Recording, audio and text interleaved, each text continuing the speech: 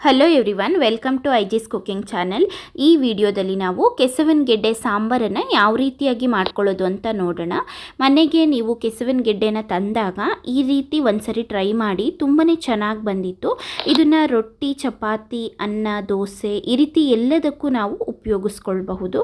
ಈ ರೀತಿ ಟೇಸ್ಟಿಯಾಗಿರುವಂತಹ ಸಾಂಬಾರನ್ನು ಹೇಗೆ ಮಾಡ್ಕೊಳ್ಳೋದು ಅಂತ ನೋಡೋಣ. ಅದಕ್ಕಿಂತ ಮುಂಚೆ ಇನ್ನು ಯಾರೆಲ್ಲ ಚಾನಲನ್ನು ಸಬ್ಸ್ಕ್ರೈಬ್ ಮಾಡಿಲ್ಲ ದಯವಿಟ್ಟು ಸಬ್ಸ್ಕ್ರೈಬ್ ಮಾಡ್ಕೊಳ್ಳಿ.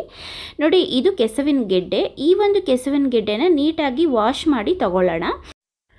ಇದನ್ನು ನಾವು ನೀಟಾಗಿ ಕುಕ್ಕರಲ್ಲಿ ಹಾಕ್ಕೊಂಡು ಒಂದು ವಿಷಲ್ ಕೂಗಿಸ್ಕೊಂಡ್ರೆ ಸಾಕು. ಹಾಗೆ ಪಾತ್ರೆಯಲ್ಲಿ ಬೇಕಾದರೂ ಬೇಯಿಸಿ ತಗೊಳ್ಬಹುದು. ನೋಡಿ, ಈ ರೀತಿ ವಾಶ್ ಮಾಡಿಕೊಂಡು ಈ ರೀತಿ ಕುಕ್ಕರಲ್ಲಿ ಹಾಕ್ಕೊಳ್ತಾ ಇದ್ದೀನಿ. ಇದನ್ನು ನೀರು ಹಾಕಿಬಿಟ್ಟು ಒಂದು ವಿಷಲ್ ಹಾಕಿಸ್ಕೊಳ್ಬೇಕಾಗತ್ತೆ. ಜಾಸ್ತಿ ಬೇಯಿಸ್ಕೊಳ್ಬಾರ್ದು. ಇದನ್ನು ಒಂದು ಅರ್ಧ ಪ್ರಮಾಣದಷ್ಟು ಬೇಯಿಸ್ಕೊಂಡ್ರೆ ಸಾಕಾಗತ್ತೆ. ನಾವು ನೋಡಿ, ಇದಕ್ಕೆ ನೀರು ಹಾಕ್ಕೊಂಡ್ಬಿಟ್ಟು ಒಂದು ಚಮಚದಷ್ಟು ಉಪ್ಪನ್ನು ಸೇರಿಸ್ಕೊಂಡು ಇದನ್ನು ಒಂದು ವಿಷಲ್ ಹಾಕಿಸ್ಕೊಳ್ಳೋಣ. ತುಂಬ ಬೇಗ ಈ ಒಂದು ಸಾಂಬಾರನ್ನು ನಾವು ಮಾಡ್ಕೊಳ್ಬಹುದು. ಈಗ ಇದನ್ನು ಒಂದು ವಿಷಲ್ ಹಾಕಿಸ್ಕೊಳ್ತಾ ಇದ್ದೀನಿ. ನೋಡಿ, ನಂತರ ನೋಡಿ ಈ ರೀತಿಯಾಗಿ ಬಂದಿತ್ತು. ಈಗ ಇದನ್ನು ನೀಟಾಗಿ ನಾವು ಸಿಪ್ಪೆ ತೆಗೆದು ತೊಗೊಳ್ಬೇಕಾಗತ್ತೆ. ಬೆಂದಿರುವಂತಹ ಈ ಒಂದು ಕೆಸುವಿನ ಗಡ್ಡೆ ನಮಗೆ ಮಾರ್ಕೆಟಲ್ಲೆಲ್ಲ ಸಿಗತ್ತೆ, ನೀವು ತೊಗೊಳ್ಬಹುದು. ನೋಡಿ, ಈ ರೀತಿಯಾಗಿ ಇತ್ತು. ಖಂಡಿತ ಟೇಸ್ಟು ಸಹ ಚೆನ್ನಾಗಿರುತ್ತೆ. ಮನೆಗೊಂದ್ಸರಿ ತಂದು ಟ್ರೈ ಮಾಡಿ. ನೋಡಿ, ಇದೀಗ ನಾನು ಬೆಂದಿದೆಯೋ ಇಲ್ವೋ ಅಂತ ಚೆಕ್ ಮಾಡ್ಕೊಳ್ತಾ ಇದ್ದೀನಿ. ಈಗ ಇದ್ರದ್ದು ಸಿಪ್ಪೆನ ನಾವು ತೆಗಿಬೋದು.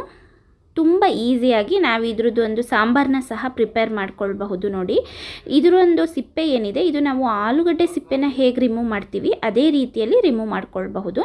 ನೋಡಿ, ಈ ರೀತಿಯಾಗಿ ತೆಗಿತಾ ಇದ್ದೀನಿ. ತುಂಬ ಈಸಿಯಾಗಿ ಬರುತ್ತೆ ಈ ರೀತಿ ಬೇಯಿಸ್ಕೊಂಡ್ರಂತೂ. ನೋಡಿ, ಈ ರೀತಿಯಾಗಿ ನಾವು ಸ್ಕಿನ್ ಏನಿದೆ ಇದ್ರದ್ದು ಮೇಲ್ಗಡೆದು ಫುಲ್ಲು ರಿಮೂವ್ ಮಾಡ್ಕೊಳ್ಬೇಕಾಗತ್ತೆ.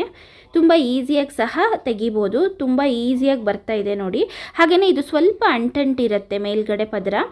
ಹಾಗೆಯೇ ಮಾಡುವಾಗನೂ ಸಹ ಅಂಟಂಟು ಅಂತಲೇ ಅನ್ನಿಸ್ತಿರುತ್ತೆ ನಿಮಗೆ. ಕಟ್ ಮಾಡುವಾಗನೂ ಇದು ಇರೋ ಅಂಥದ್ದೇ, ಈ ಒಂದು ತರಕಾರಿ ನೇಚರೇ ಹಾಗೆ. ಇದು ಇರೋ ಅಂಥದ್ದೇ ಸ್ವಲ್ಪ ಅಂಟಂಟಿರುತ್ತೆ. ನೋಡಿ, ಈ ರೀತಿಯಾಗಿ ತೆಗಿತಾ ಇದ್ದೀನಿ. ಖಂಡಿತ ಇನ್ನೂ ಯಾರು ಈ ಒಂದು ಕೆಸುವಿನ ಗಡ್ಡೆನ ತಿಂದಿಲ್ಲ, ಟ್ರೈ ಮಾಡಿ. ನೀವು ಈ ವಿಡಿಯೋನ ನೋಡ್ತಾ ಇದ್ದರೆ ತುಂಬ ಚೆನ್ನಾಗಿರುತ್ತೆ ಟೇಸ್ಟು. ನಾನು ಹೇಳ್ಕೊಡ್ತಿರೋ ವಿಧಾನದಲ್ಲೇ ಇದನ್ನು ಮಾಡ್ಕೊಳ್ಳಿ ಸಾಂಬಾರನ್ನು. ನೋಡಿ, ಇದನ್ನು ಈ ರೀತಿ ಗಟ್ಟಿ ಇದೆ, ಸ್ವಲ್ಪ ಗಟ್ಟಿ ಇರಬೇಕು. ನಾವು ಬೇಯಿಸ್ಕೊಳ್ಳುವಾಗ ತುಂಬ ಇದನ್ನು ಬೇಯಿಸ್ಕೊಳ್ಬಾರ್ದು, ಸ್ವಲ್ಪ ಬೇಯಿಸ್ಕೊಂಡ್ರೂ ಸಾಕು. ನೋಡಿ, ಈ ರೀತಿ ಕಟ್ ಮಾಡೋ ರೀತಿಯಲ್ಲಿ ಇರಬೇಕಾಗತ್ತೆ. ನೋಡಿ, ಈ ರೀತಿಯಾಗಿ ಬೇಯಿಸಿ ತೊಗೊಂಡಿದ್ದೀನಿ. ಈಗ ಇದನ್ನು ನಾವು ಯಾವ ಸೈಜಿಗೆ, ಯಾವ ಶೇಪಿಗೆ ಬೇಕಾದರೂ ಕಟ್ ಮಾಡ್ಕೊಳ್ಬಹುದು. ಸಾಂಬಾರಿಗೆ ನೀವು ತರಕಾರಿಗಳನ್ನು ಯಾವ ರೀತಿ ಕಟ್ ಮಾಡ್ಕೊಳ್ತೀರಾ ಅದೇ ರೀತಿಯಲ್ಲಿ ಕಟ್ ಮಾಡ್ಕೊಳ್ಳಿ. ನಾನು ಇದನ್ನು ರೌಂಡ್ ಶೇಪಲ್ಲಿ ಕಟ್ ಮಾಡಿ ತೊಗೊಳ್ತಾ ಇದ್ದೀನಿ. ಇದನ್ನು ಸ್ವಲ್ಪ ದಪ್ಪವಾಗಿ ಕಟ್ ಮಾಡಿ ತೊಗೊಂಡ್ರೇ ತಿನ್ನಲಿಕ್ಕೆಲ್ಲ ಚೆಂದ ಇರುತ್ತೆ ಟೇಸ್ಟು. ನೋಡಿ, ಈ ರೀತಿ ನಾನು ಪ್ರತಿಯೊಂದನ್ನು ಸಹ ಕಟ್ ಮಾಡಿ ತೊಗೊಳ್ತಾ ಇದ್ದೀನಿ. ಈಸಿಯಾಗಿ ಮಾಡ್ಕೊಳ್ಬಹುದು ಇದನ್ನು. ನೋಡಿ, ಈ ರೀತಿಯಲ್ಲಿ ಎಲ್ಲದನ್ನು ಸಹ ರೆಡಿ ಮಾಡಿ ತೊಗೊಳ್ತಾ ಇದ್ದೀನಿ. ತುಂಬ ಈಸಿಯಾಗಿ ಮಾಡ್ಕೊಳ್ಬಹುದು.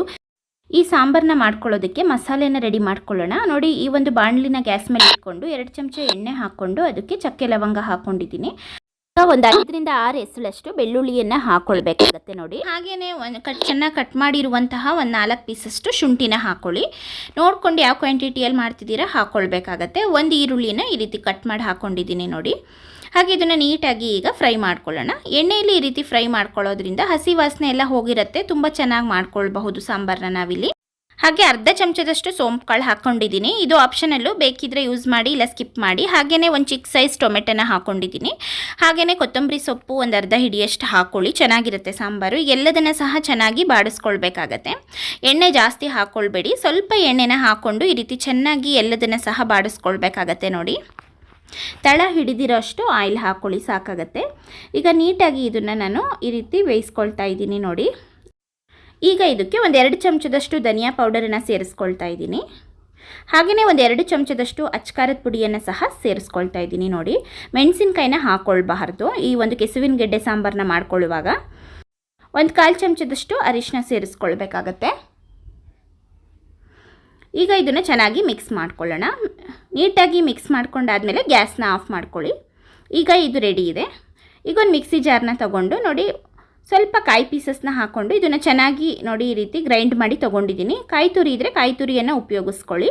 ಹಾಗೆಯೇ ಈಗ ಮಾಡಿಟ್ಕೊಂಡಿರುವಂತಹ ಮಿಶ್ರಣ ಏನಿದೆ ಇದನ್ನು ಸೇರಿಸ್ಕೊಂಡು ಇದನ್ನು ನುಣ್ಣಗೆ ರುಬ್ಕೊಳ್ಬೇಕಾಗತ್ತೆ. ನಾವು ಫೈನಾಗಿ ಗ್ರೈಂಡ್ ಮಾಡಿ ತೊಗೊಳ್ಳಿ. ತುಂಬ ಈಸಿಯಾಗಿ ನಾವು ಈ ಒಂದು ಮಸಾಲೆನ ರೆಡಿ ಮಾಡ್ಕೊಳ್ಬಹುದು. ಈಗ ಗ್ಯಾಸ್ ಮೇಲೆ ಒಂದು ಬಾಣಲೆನ ಇಟ್ಕೊಂಡಿದ್ದೀನಿ. ನೋಡಿ, ಈ ಒಂದು ಬಾಣಲೆಗೆ ಮಾಡಿಕೊಂಡಿರುವಂತಹ ಒಂದು ಮಸಾಲೆ ಮಿಶ್ರಣ ಏನಿದೆ ಅದನ್ನು ಸೇರಿಸ್ಕೊಳ್ಬೇಕು. ಹಾಗೆಯೇ ಸೇರಿಸ್ಕೊಂಡು ಅದಕ್ಕೆ ಸ್ವಲ್ಪ ನೀರು ಯಾವ ಕನ್ಸಿಸ್ಟೆನ್ಸಿಗೆ ಬೇಕು ನೀರು ಹಾಕ್ಕೊಂಡು ಇದನ್ನು ಚೆನ್ನಾಗಿ ಮಿಕ್ಸ್ ಮಾಡ್ಕೊಳ್ಳಿ. ಇದನ್ನು ತುಂಬ ಈಸಿಯಾಗಿ ಮಾಡ್ಕೊಳ್ಬಹುದು ನಾವು. ಇದಕ್ಕೆ ಬೇಕಾಗಿರೋಷ್ಟು ಉಪ್ಪನ್ನು ಹಾಕ್ಕೊಳ್ಳಿ. 1 ಚಮಚ ಉಪ್ಪು ಸೇರಿಸ್ಕೊಂಡು ನೀಟಾಗಿ ಇದನ್ನು ಕುದಿ ಬರೋ ತನಕ ನಾವು ಕುದಿಸ್ಕೊಳ್ಬೇಕಾಗತ್ತೆ. ನೋಡಿ, ಹೈ ಫ್ಲೇಮಲ್ಲಿ ಗ್ಯಾಸ್ನ ಇಟ್ಕೊಂಡು ಇದನ್ನು ಚೆನ್ನಾಗಿ ಕುದಿ ಬರೋ ತನಕ ಬಿಟ್ಬಿಡಿ. ಇದು ಕುದಿ ಬಂದ ನಂತರ ನಾವೀಗ ರೆಡಿ ಮಾಡಿ ಇಟ್ಕೊಂಡಿರುವಂತಹ ತರಕಾರಿ ಏನಿದೆ ಅದನ್ನು ಹಾಕ್ಕೊಳ್ಬಹುದು. ನಾವು ಈಗ ಆಲ್ರೆಡಿ ಅದನ್ನು ಬೇಯಿಸಿ ಇಟ್ಕೊಂಡಿರೋದ್ರಿಂದ ತುಂಬ ಬೇಗನೂ ಆಗಿಬಿಡತ್ತೆ ಸಾಂಬಾರು. ನೋಡಿ, ಈಗ ಕುದಿ ಬರ್ತಿದೆ, ಹಾಕ್ಕೊಳ್ತಾ ಇದ್ದೀನಿ ಕೆಸುವಿನ ಗಡ್ಡೆನ.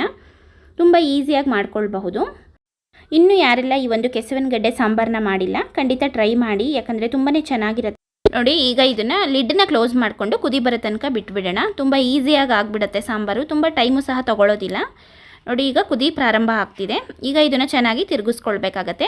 ಇದನ್ನು ಸ್ವಲ್ಪ ಗಟ್ಟಿಯಾಗಿ ಮಾಡ್ಕೊಂಡ್ರೇ ಈ ಸಾಂಬಾರನ್ನ ತುಂಬ ಚೆನ್ನಾಗಿರುತ್ತೆ. ಹಾಗೆ ರೊಟ್ಟಿ, ಚಪಾತಿ, ದೋಸೆ, ಅನ್ನ ಎಲ್ಲದಕ್ಕೂ ಸಹ ನಾವು ಇದನ್ನು ಉಪಯೋಗಿಸ್ಕೊಳ್ಬಹುದು. ನೋಡಿ ಎಷ್ಟು ಚೆನ್ನಾಗಿ ಬರ್ತಾ ಇದೆ ಅಂತ. ಇದನ್ನು ಗ್ಯಾಸ್ ಆಫ್ ಮಾಡಿದ ಮೇಲೆ ಇನ್ನೂ ಸಹ ಇದು ತುಂಬ ಗಟ್ಟಿಯಾಗುತ್ತೆ ಸಾಂಬಾರು. ಇದಕ್ಕೆ ಬೆಳ್ಳುಳ್ಳಿ ಒಗ್ಗರಣೆಯನ್ನು ಹಾಕ್ಕೊಳ್ತಾ ಇದ್ದೀನಿ. ಅಂದರೆ ಇಲ್ಲಿ ನಾನು ಎಣ್ಣೆ ಇಟ್ಕೊಂಡು ಸಾಸಿವೆ, ಬೆಳ್ಳುಳ್ಳಿ ಹಾಗೆ ಕರಿಬೇವಿನ ಒಂದು ಒಗ್ಗರಣೆಯನ್ನು ಹಾಕ್ಕೊಂಡಿದ್ದೀನಿ. ನೋಡಿ, ನೀಟಾಗಿ ಇದನ್ನು ಮಿಕ್ಸ್ ಮಾಡ್ಕೊಳ್ಳೋಣ. ನೋಡಿ, ಈ ರೀತಿ ನೀಟಾಗಿ ಮಿಕ್ಸ್ ಮಾಡಿ ತೊಗೊಳ್ಬೇಕಾಗತ್ತೆ. ಈಗ ನಾವು ಇದಕ್ಕೆ ಗ್ಯಾಸನ್ನು ಆಫ್ ಮಾಡಿಕೊಂಡು ಸರ್ವ್ ಮಾಡ್ಕೊಳ್ಬೋದು. ಬಿಸಿ ಬಿಸಿಯಾಗಿ ರೊಟ್ಟಿ ಜೊತೆ ಹಾಗೆ ಅನ್ನದ ಜೊತೆ, ಚಪಾತಿ ಜೊತೆ, ಯಾವುದ್ರ ಜೊತೆ ಬೇಕಾದರೂ ನಾವು ಈ ಒಂದು ಕರಿಯನ್ನು ಉಪಯೋಗಿಸ್ಕೊಳ್ಬಹುದು. ಈಗ ನಾನು ಗ್ಯಾಸ್ನ ಆಫ್ ಮಾಡ್ಕೊಳ್ತಾ ಇದ್ದೀನಿ. ಗ್ಯಾಸ್ ಆಫ್ ಮಾಡಿದ ಮೇಲೆ ಈ ರೀತಿ ಲಿಡ್ ಕ್ಲೋಸ್ ಮಾಡಿಕೊಂಡು ಒಂದು 10 ನಿಮಿಷ ಬಿಟ್ಟು ಬಿಡಿ. ಯಾಕಂದರೆ ನಾವು ಹಾಕಿರುವಂತಹ ಬೆಳ್ಳುಳ್ಳಿ ಒಗ್ಗರಣೆ ಸ್ಮೆಲ್ಲು ತುಂಬಾ ಚೆನ್ನಾಗಿರುತ್ತೆ. ಒಂದು 10 ನಿಮಿಷ ಹಾಗೇ ಬಿಟ್ಬಿಟ್ರೆ ನಂತರ ನೋಡಿ ಈ ರೀತಿ ಓಪನ್ ಮಾಡಿ ಇಟ್ಕೊಳ್ಳಿ. ತುಂಬಾ ಚೆನ್ನಾಗಿರುತ್ತೆ. ನಾವು ಹಾಕಿರುವಂತಹ ಬೆಳ್ಳುಳ್ಳಿ ಒಗ್ಗರಣೆ ಸ್ಮೆಲ್ ಅಂತೂ ಮನೆಯೆಲ್ಲ ಬರ್ತಿರುತ್ತೆ. ಅಷ್ಟು ಟೇಸ್ಟಿಯಾಗಿ ಬಂದಿರುತ್ತೆ. ಈ ಸಾಂಬಾರನ್ನ ಒಂದ್ಸರಿ ಇದೇ ವಿಧಾನದಲ್ಲಿ ಟ್ರೈ ಮಾಡ್ಕೊಳ್ಳಿ. ಖಂಡಿತವಾಗ್ಲೂ ಸಹ ಟೇಸ್ಟಿಯಾಗಿ ಚೆನ್ನಾಗಿ ಬರುತ್ತೆ.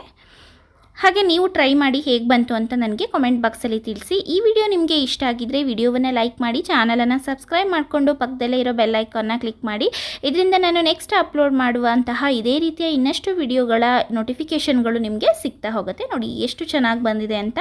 ಖಂಡಿತ ಟ್ರೈ ಮಾಡಿ. ವಿಡಿಯೋನ ನಿಮ್ಮ ಫ್ರೆಂಡ್ಸ್ಗಳಿಗೂ ಸಹ ಶೇರ್ ಮಾಡಿ. Thank you.